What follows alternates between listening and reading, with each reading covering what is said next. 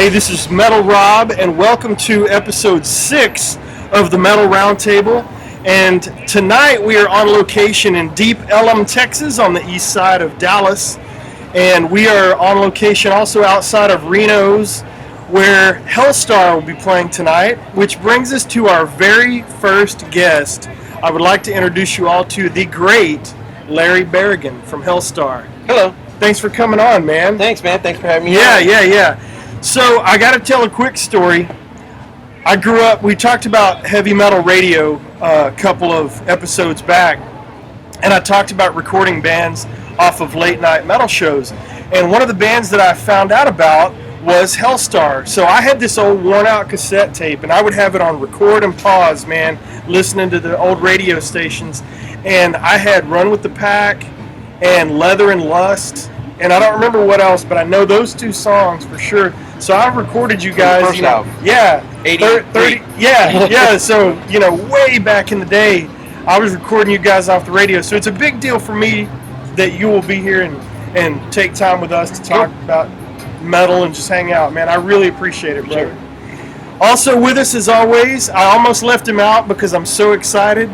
The great Carcass John is with us. Thank you, man. What's shaking with you, brother? Hey, man, these are my boys from H-Town. I lived down in Houston when I first moved to Texas back in '84 and was very familiar with them. Showed up at shows. We've probably been rubbing elbows since then.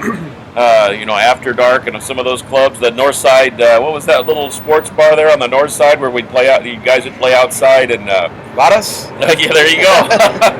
So I've been around since then, but watched the band evolve and grow, and here we are. They're still here with us, cranking out killer music. So. Yep, Vampiro's a great record. Looking forward to seeing a good set from Helstar tonight. Yeah. So, what we decided to talk about tonight, as we've learned the news of Glenn Tipton's Parkinson's, that he was diagnosed with many years ago, but now has taken a toll and he's not going to be able to tour. So now we've got no KK in the band, no Glenn in the band. Is it Priest? Is it time to hang it up? Are you going to go see him? What do you think? You had some good thoughts about this online the other day. The only thing that bothered me was that, they say that, hey, he just came up with this 5 days ago, that, hey, I can't do it. But I find that hard to believe. I mean, they booked the tour, promoted the tour, they pre-sold the tour, and then all of a sudden Glenn's not playing. I just would have liked to have had the choice of going like, okay, well, Glenn's not playing, Andy Sneap's playing. Do I still want to go? Sure. Mm-hmm. Yeah, I do want to go. Or no, I'm not down with that. And now you feel forced into it because you already bought your ticket. You already have your ticket, so it's like, well, I mean, it's going to be a hard ticket to resell because a lot of people are going to like, well, Glenn's not there, man. I mean, right. If you want to give it to me, I mean, I'll go. Like, giving you shit, Right. I paid a lot of money for this ticket, so that's really where my heart is. As far as, do I think it's going to be a good show? It's going to be a good show. I mean, Andy Sneap is no slouch. Yeah, He's a great guitar player. Everybody's a pro in that band, and I know Halford wouldn't do anything that is going to tarnish the name. I hope he wouldn't, but yeah. I mean, the lineup of the band is still really, really good. I told somebody this before. I was like, hey, if I would have had the chance to get that gig, would I have said like, nah, I don't think I want to go on tour with Judas Priest. Like, oh no, fuck yeah, my dick would have been like, and. I would have done, of course. Who's going to pass up a chance to play Judas Priest songs with Rob Halford? Right. Singing Ian Hill still in the band, and the only original member still. Yeah. A lot of people don't realize that. They think Rob was the first singer. No. Yeah. Ian Hill is the only one. Yeah, he's the only one. He's been doing this for 40 years. Yeah. And still doing it. He's still doing it. Yeah. Hey, and getting paid. Hey, so. Well, I mean, do I think it's still Priest? Not really. I think it's more Halford now. You could easily sell that show as Halford. Yeah, probably so. But I guess the same thing could be said about Helstar. Well, yeah, They've gone through a lot of changes, of course. and you guys are Helstar. You and James basically are the band. Yeah. So, and you're playing Helstar songs. So there you go. Yeah, of course. It all comes back to that whole like kind of Spinal Tap thing where it's like, you know, the drummer keeps imploding, and you know, you I hope Mikey doesn't do that. He's a great drummer. I really like the guy. Man. It's a little green globule on the drum. You know, it's a big toll geek with glasses. Did you bring the Stonehenge with you? Though? That's the question. Yeah. I'll be the midget, you know, Yeah. dancing around. But We don't want him to trot upon it. no. But yeah, you're right. You're totally right. And you can't really find a band that has like all the original members anymore. I mean, Right. you've been doing this for this long.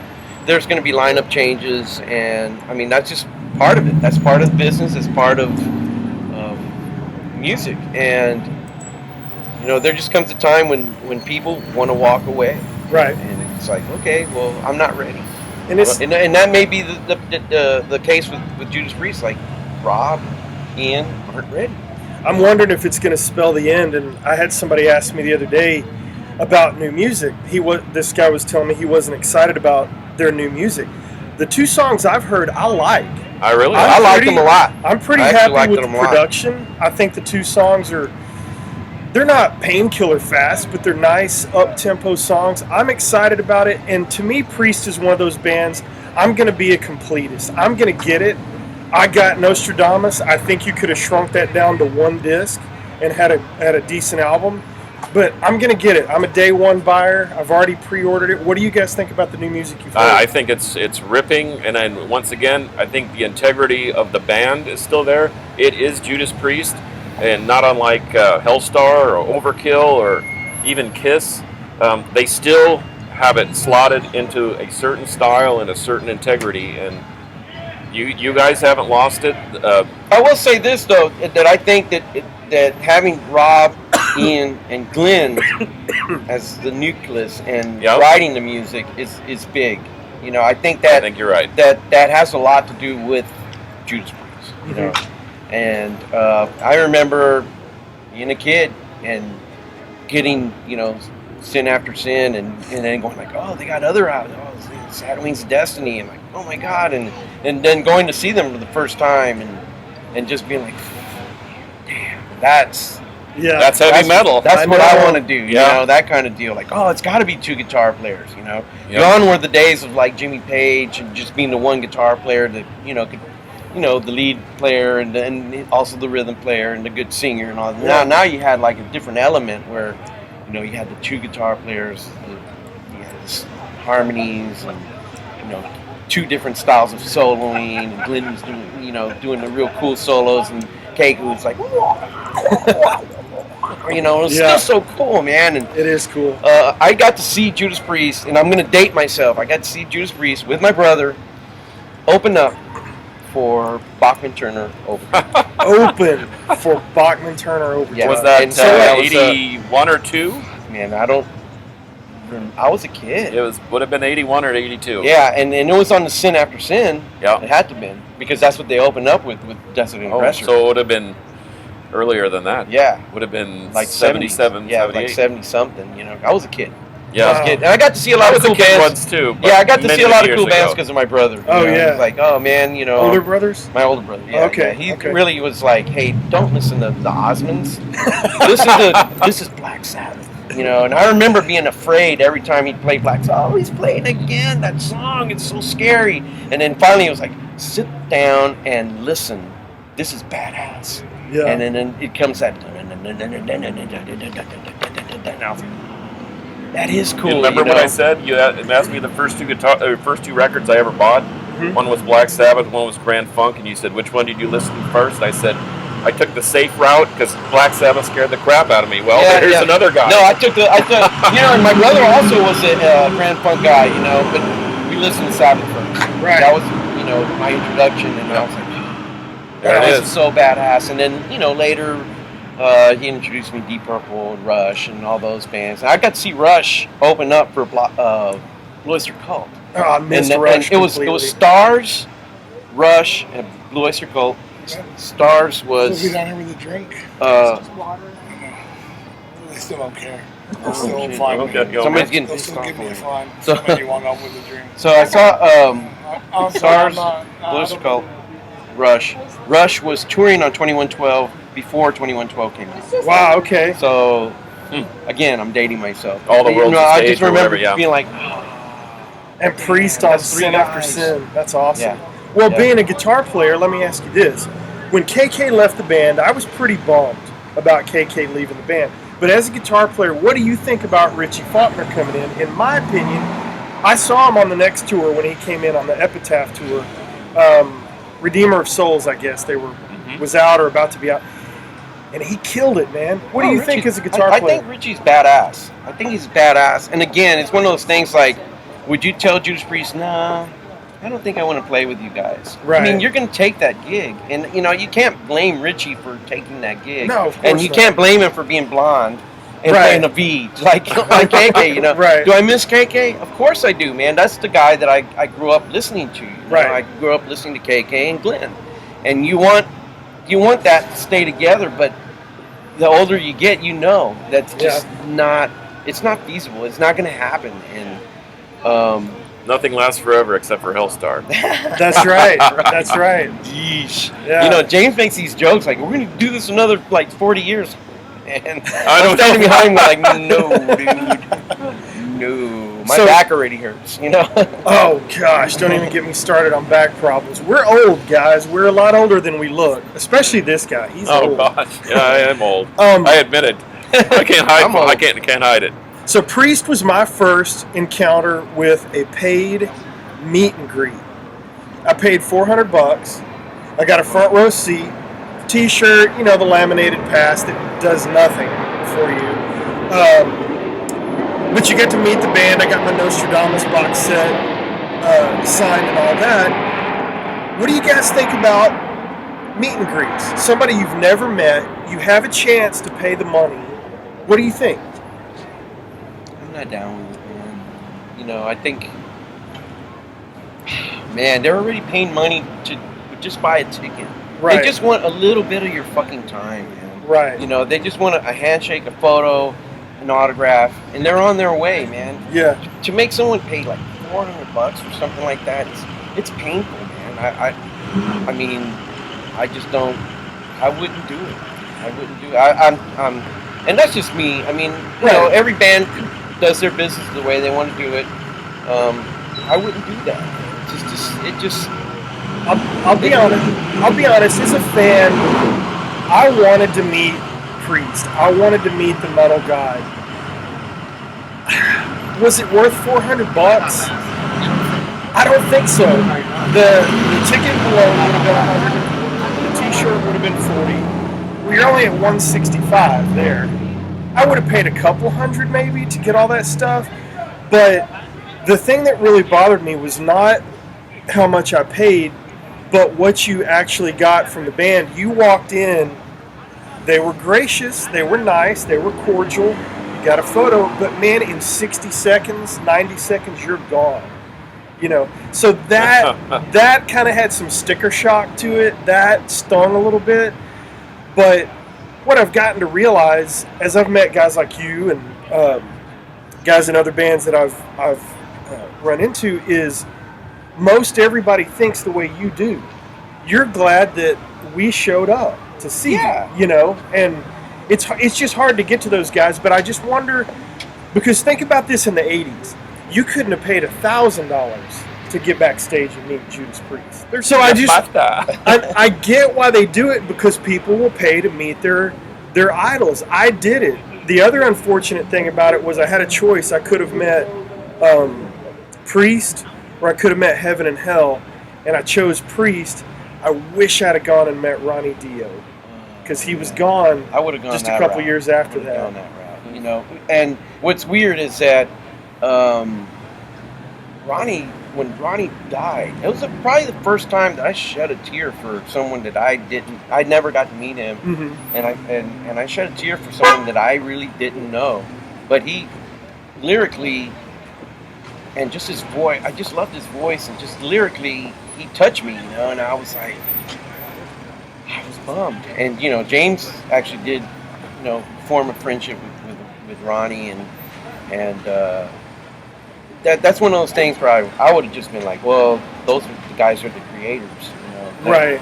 I'm gonna meet, if I can meet Tony Iommi. And I was at NAMM a couple of years back, and Geezer walked by me with his entourage, kind of like everybody's like, get the fuck out of the way, Geezer Butler's come by, and he walked like right here, and I was like, oh shit, like goose flesh, just like Right. I was like, the creator, and I mean, I would have definitely, man, would I pay to see to meet them? I have a hard time with it. I really, really have a hard time with it. But if I had a choice, I'm going to spend some money. I would have gone to see Heaven and Hell. Yeah. I call them Black Sabbath. Well, that's what they were called on Heaven and Hell. That's right. It was Black Sabbath with Dio singing, and I'm glad that I got to see him. So, John getting to know you and James has been great for him. I've enjoyed getting to know you guys a little bit. Who have you met and gotten to know? I mean, who really blew you away when you were a kid and you got to meet? Is there anybody like that? When I was a kid? No, it's been actually like later on in my life. I was like, oh shit, I got to meet that guy, and one of the guys is Jeff Loomis. Yeah. And Nevermore. Wicked Wicked guitar player. And it was at NAMM, and I remember I was with Rob Trevino. He was in the band at the time, and we're at NAMM. We're like, oh, dude, there's Jeff Loomis, and he was at the Ingle booth. And I was like, oh, well, he was just finishing up. He's like, hey, we'll walk over there. We'll just say hello, and shake his hand. Right. He's gone. You don't want to be that groupie guy, and so we're like, okay, we'll just say hello to him, and then we're about to walk up there, and somebody else walks up to him and starts talking to him, like, oh. So we kind of hang out, and then that guy walks off, and he's getting ready to walk off, and I walk up to Jeff, just wanted to shake your hand, say hello. My name's Larry Barragan, and I'm about to say I play in a band called Helstar. He goes, Helstar, and he goes, Horror Babylon, and I was like, I'm shaking his hand like, yeah, that's me, and he's like, dude, man, yeah, and I said, dude, I'm still trying to just like not be the groupie guy and go like, okay, cool, man, thanks so much, and I just want to, can we take a photo? And he's like, yeah, dude, and he's got us like this, and he starts saying like, I stole my mom's car when Nosferatu came out so I could go buy it that day, and we're taking a picture. We're taking a picture, and I look. Did you hear that? I turn around and I look at him, and then they take the picture. I was like, can we take that picture again? I'm sorry, It's only rock and roll. I was going to say, the life of a rock star. So he starts telling me the story, and then he's like, what are you guys going to do later? I said, well, we have a photo shoot at that time we were signed with Jackson, so we have a photo shoot for Jackson and EVH, and then, I guess all bets are off after that. And he said, all right, I'll be up there at the EVH booth. I'll come see you guys. And I'm like, all right, cool, and Rob and I walk off like, he's not gonna come see us, and then we're like doing photos or whatever, and I see the door open, and there comes Jeff. I was like, he's not coming to see us. And we finish, and he's like, hey, what's going on? At this time, Jeff drank, and he's like, let's go have a drink. And I was like, all right, let's go have a drink. So we're going down this escalator at NAMM. Everybody knows, anybody who's been at NAMM knows that there's escalators everywhere. And we're going down the escalator, and he's in front of us, and it's Juan Garcia, Jeff Loomis, and Steve Smythe. Oh wow! And it's me and Rob, and we're like, we're behind him, and I'm looking at Rob going, that's Jeff Loomis, that's Steve Smythe, that's Larry Barragan. And so we're going down the, and then we get to the little bar, and Jeff goes like, hey man, how much for blah blah blah. He goes, oh fuck that, that's too much. Let's go to my hotel. We'll just go to the bar and like drink up over there. Like, okay. So again, we go to the hotel, have our drinks, and all right, Jeff. Oh, no, we're good. Oh, Jeff, it's so nice to meet you, man. He goes, well, what are you guys doing later? I say, well, we're going to go to the Grove. There's, I don't know who was playing, but we were going. And he goes, all right, I'll see you guys later. All right, cool. Nice meeting you again. And we walk off, and again, we're thinking, well, that's the last time we're going to see Jeff. Yeah. And then So I'm sitting there with Rob, and it's the whole rock and hey, we love you, babe. It's that whole rock and roll thing going on at NAMM. And I feel a tap on my shoulder. I turn around, and it's Jeff. And he's like, "Hey, man, what's going on?" And it's like, "Dude, he's being the groupie guy, because and then he's like starts talking. We Like, stole his grandma's car to get Nosferatu. his mom's car, and so he starts asking me about like Nosferatu, like who wrote the riff for "Baptized in Blood." He's like, "Oh, I wrote that. It's one of my favorite riffs." Blah blah blah blah. And then he's like, awesome. before we leave, he goes, "Hey, man, let me give you my number. Let's exchange numbers. Maybe we can do something later. Or let's just keep in touch." And that was like the beginning of a friendship. That's awesome. It's an awesome friendship. Jeff is an amazing guitar player, amazing person, and I'm very fortunate to call him a friend. On a personal level, one time he sent me this text. It was him playing "Baptized in Blood," and I was like, "Fuck!" And I said. A part of me was like, "I'm going to post this," and then a part of me said, "No, this is between us." That's right. He sent that to me, and I'm not going to do that to I could have, easily, but I was like, "No, I'm not going to do that." I respect our friendship more than that, Right. And That's awesome. and so to me that's been like one of the coolest things. I've met a lot of people. The Gallaghers from Raven. Oh, yeah? Really, really great guys, and Gary Hull from Exodus. Every time I talk, he's always gracious. Forbidden, all those guys. That you put those guys on a pedestal, and they're peers. But when you're in it, you don't see it as like they're my peer. You just see like, that's Jeff Loomis. Yeah, he's so badass, and so, it's been a lot of that, being able to meet, the Testament, and like, oh, it's sitting right behind me eating, and the guys from Death Angel, meeting those guys. I've met a lot of guys, a lot of great bands, and I'm blessed, to be able to do what we do and travel the world and play in front of like some festival crowds, and people are still singing the words of "Run with the Pack," and I don't take it for granted. I don't, man. I humble myself to everybody. Right. So that's awesome, man. That's a great story. Well, I know you've got something else going on. Tell us about your new band. I have a new band. It's hard rock metal in Espanol, and the band is called Santa Oscuridad. We're in the process of writing. We've got maybe 6 in the can right now. That we're actually 3 or 4 already have lyrics and vocals, and the rest are just music right now. We're steadily writing.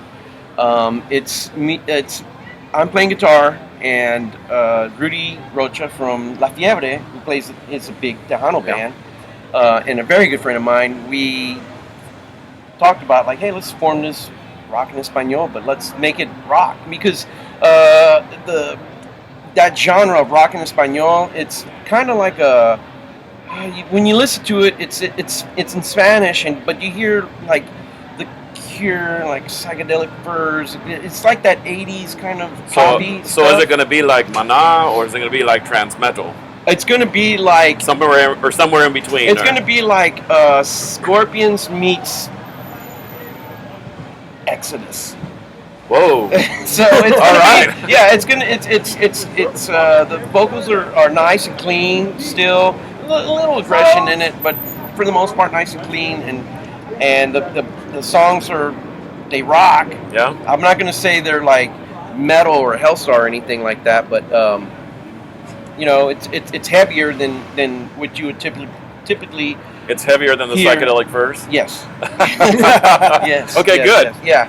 And I mean, when I say Rudy Rocha wrote some songs on that, man, that fucker wrote some songs. I mean, they're heavy. They're cool. a lot. They're very hard rocking kind of songs. I'm excited to stuff. hear it. Yeah. That's gonna be cool. And he had some songs that he had demoed a while back, and I took them, and being the producer that I've kind of become, I'm like, let's do that faster.